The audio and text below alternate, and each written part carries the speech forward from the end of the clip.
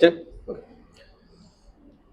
അഭിമാനം ദുരഭിമാനം നമ്മുടെ ലൈഫിൽ പലപ്പോഴും ആളുകളുടെ മുമ്പിൽ ഇൻസൾട്ട് ചെയ്യപ്പെടാറുണ്ട്, അതുപോലെ തന്നെ ഷെയിം വരാറുണ്ട്, ഹ്യൂമിലിയേറ്റ് ചെയ്യപ്പെടാറുണ്ട്.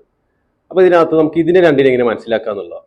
ഒന്ന്, അഭിമാനം എന്ന് പറയുന്ന സാധനം നമുക്ക് സെൽഫായിട്ടുള്ളതാണ്. അതവിടെ ഏത് സാഹചര്യത്തിലായാലും അത് ആരൊക്കെ ഉണ്ടായില്ലെങ്കിലും ഒക്കെ നമുക്ക് പേഴ്സണലി നമ്മൾക്ക് തോന്നുന്നതാണ് എന്ത് അഭിമാനത്തിന് ശതം പറ്റുക എന്നുള്ളത്. അതായത് നമ്മളെ സുഹൃത്ത് നമ്മളെ ചതിക്കുക, ഒരു പബ്ലിക്കിന് മുമ്പിൽ നമ്മൾ ഹ്യൂമിലിയേറ്റ് ചെയ്യപ്പെടുക, അങ്ങനെയൊക്കെ സംഭവിക്കുന്ന സമയത്ത് ഉണ്ടാകുന്നതാണ് ഈ അഭിമാനത്തിന് കേസ് വരുന്നത്. നേരെ മറിച്ച് ദുരഭിമാനം എന്ന് പറയുന്നത് അവിടെ ഒരു സൊസൈറ്റി ആയിരിക്കും മിക്കവാറും ഉണ്ടായിരിക്കുക.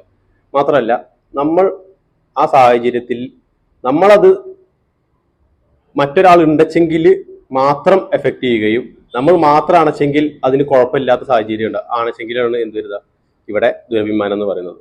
അവിടെ മനസ്സിലാക്കിയത് നമ്മൾ മാത്രമാണെച്ചെങ്കിൽ ആ ഒരു പർട്ടിക്കുലർ സിറ്റുവേഷൻ കുഴപ്പമില്ലേനും അത് മറ്റു കുറച്ച് ആളുകൾ അതിനെക്കുറിച്ച് അറിഞ്ഞു എന്നുള്ളതാണ് അവിടെ എന്ത് വരുന്നത് പ്രശ്നം വരുന്നതെന്നുണ്ടെങ്കിൽ അത് ദുരഭിമാനമാണ്. Thank you.